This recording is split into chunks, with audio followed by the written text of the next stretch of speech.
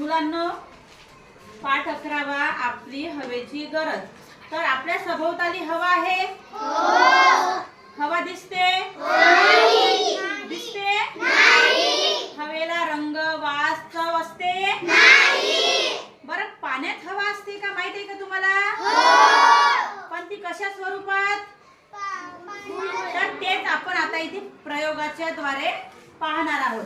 पहा सगळ्यांनी, आपण एक पेला घेतलेला आहे, यामध्ये अर्धा ग्लास पाणी आहे आणि कागदाची फुंकरी आपण बनवलेली आहे।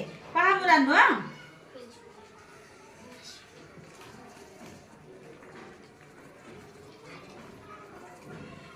काय दिसत आहे तुम्हाला? काय झालं आता? बुडबुडे पाण्यातून बुडबुडे निघाले आहेत। तर याचा अर्थ काय आहे?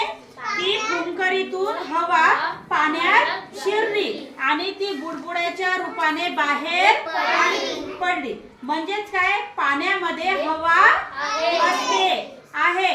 तर सगळ्यांनी हा प्रयोग आपापल्या ठिकाणी, तुम्ही ग्लास घेतलेला आहे, सगळ्यांनी करा बरं, करा सगळ्यांनी।